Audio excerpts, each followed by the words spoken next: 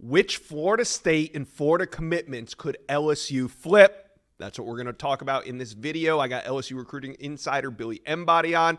And, with FSU and UF both off to terrible starts, the UF on the verge of a potential coaching change, we want to know how can LSU capitalize on the recruiting trail.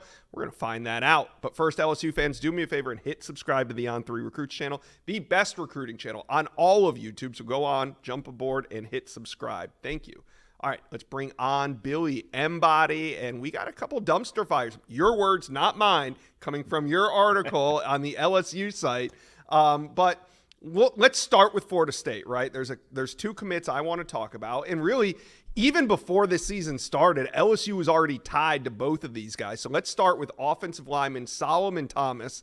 We know they got him out there a couple times in the offseason for visits, commits to Florida State. He's from Jacksonville, Florida, but what's LSU got cooking here? Yeah, just Brad Davis doing what he does best, which is really recruit at a high level. And he's been on Solomon Thomas for a while. And when you look at what's going on at Florida and Florida State, they're programs that are in disarray right now for various different reasons and on two various different levels. They're not going to fire Mike Norvell. So that's something that you've got to remember, of course, with the Solomon Thomas recruitment. And Alex Atkins is still there. But Brad Davis is just hoping to get a visit, hoping to get him on campus another time so that he can show him the plan that he has for him. Brad Davis has been recruiting at a really high level for the last few years now. He recruits like every day he's going to get fired, I feel like. And he's got that opportunity with Solomon Thomas through the relationship that he's built there. And so I don't want to say that he's going to flip. This is a big centerpiece of the class for Florida State. But Brad Davis is not giving up, and Solomon Thomas has kept the door open.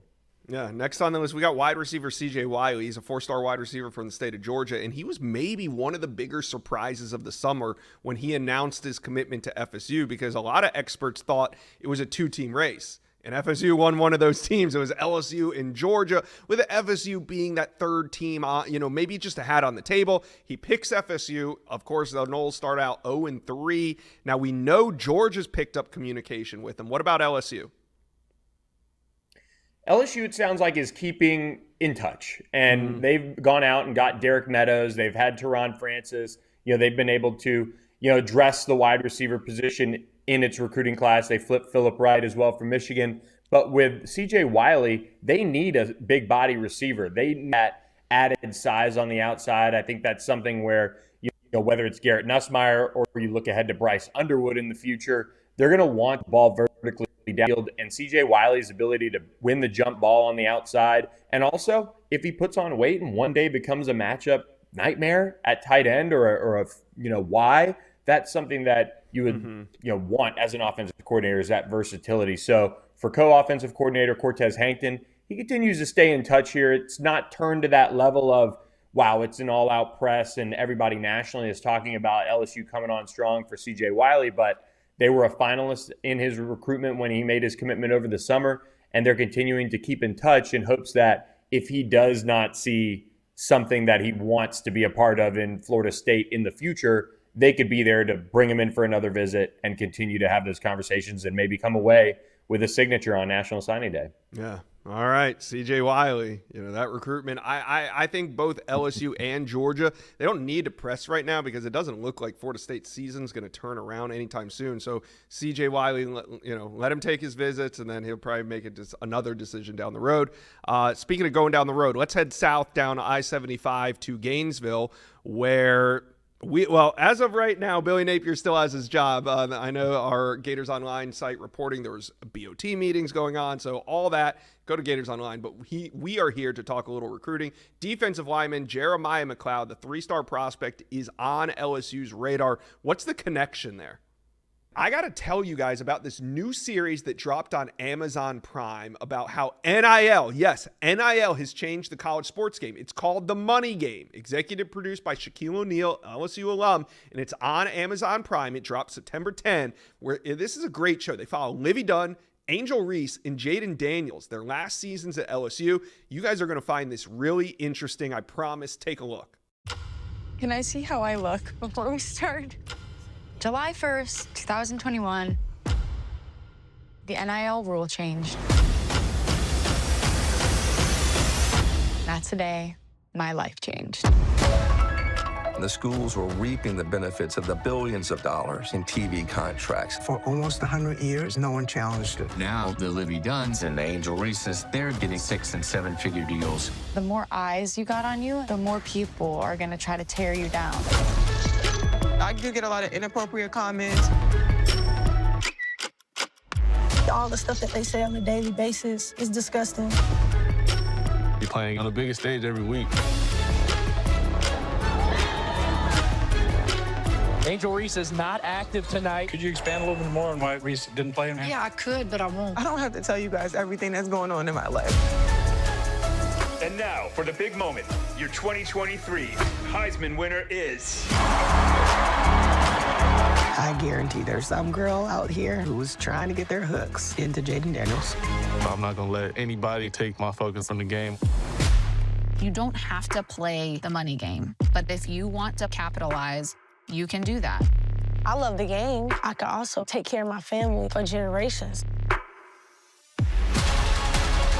We thought of everything that would happen in NIL. I would have $100 in my account as one of the star athletes at LSU, and I was confused why. Reebok is a question mark. They didn't reach out to you? No. The whole team is so excited to have you. These athletes are in a pressure cooker. I remember saying that I wanted to be done, but winning is addicting.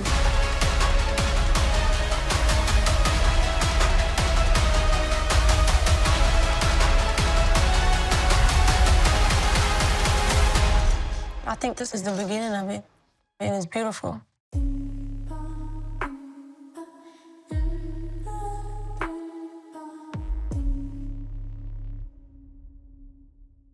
There it is. I told you. Looks good, doesn't it? The money game. Amazon Prime. It's an inside look at NIL in a way that we have never seen it before. Amazon Prime gives you a raw, real look at how NIL is shaping NCAA sports and the lives of these athletes that are participating in it. And it's 6 parts. It's not just one. You can't tell a great story in one part. This is 6 parts. It's Amazon Prime. The money game. Go watch it. Yeah, Bo Davis has been in that recruitment for a while, and Jeremiah McCloud has said that LSU is one of the schools that is still in the mix for him. But you go back to the spring, and it seems like a lifetime ago in this recruitment. He was a Mississippi State commit. Yeah. He decommits. It seems like LSU's going to get him. And then fast forward, he visits Florida. He kind of takes some more visits, and he ends up popping for the Gators. And LSU was pretty disappointed at that point. You know, they had really pushed the right buttons behind the scenes to be in position, coming off a visit, kind of felt like they were going to get him. And instead, he ends up committing to Florida. Now, you've got a program that is on the verge of a coaching change from what it seems like. And whenever that happens, you know, the Sharks are going to be circling, especially in the SEC when you need defensive linemen. And LSU needs to revamp that defensive line. They've come out and gotten a impressive haul of defensive linemen this offseason. They finished strong in the 2024 class, but they need to continue to stockpile talent. And that's why Jeremiah McCloud, with these scholarship restrictions kind of being lifted and class sizes expected to get bigger in that sense, he would be a really natural fit to address the defensive line position. Again, LSU has some of the best in the country with guys like Zion Williams, Buddy Mathis, and others, Brandon Brown on board. But again, it's a position that you don't want to have to go out in the portal and spend an insane amount of money. You'd love to get guys on the front end of things.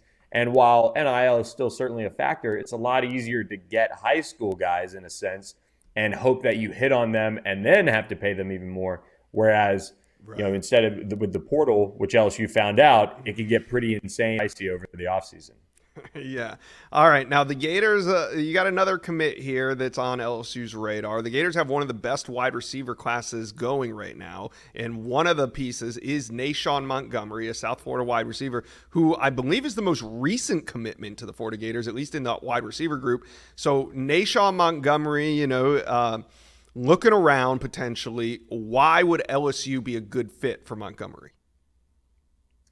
Not to go back to the spring again, but back to the spring we go. And LSU is kind of viewed as the team to beat behind the scenes. Cortez Hankton has really recruited the Miami area hard over the course of his career. And he got LSU in a really good spot with Naeshaun Montgomery. He came up to Baton Rouge to camp, and they end up, you know, not really seeming like turned up the heat there. And so his recruitment kind of played out, and he commits to Florida. And for LSU, again, you know, you look back at the summer, DeCorian Moore and Kalik Lockett and Jamie French and guys like that, they end up going elsewhere. They still need to address that wide receiver position as well, because they're going to lose Kyron Lacey. They've got some guys in the back half of their careers in the college ranks, and they haven't necessarily developed the young wide receivers particularly well just yet. So if LSU wants to bring in another high school wideout and try and address that position, Naeshaun Montgomery, like what they see as a senior at Miami Central, could be one of those options. There's been a lot of ties just between Naeshaun and LSU for quite some time, so they remain in contact, and it's somewhere that he does want to visit again. So if that does come to fruition, maybe they turn up the heat and maybe they can get things rolling, especially if there are staff changes in Florida. Yeah. You can tell the heat's being turned up. LSU fans, talk to us. The Sharks are circling. How does it feel to finally be a Shark? You know, the LSU's not sitting in the other position where you just kind of got to hope and pray that you can sign all these commits. But now LSU getting aggressive on the recruiting trail.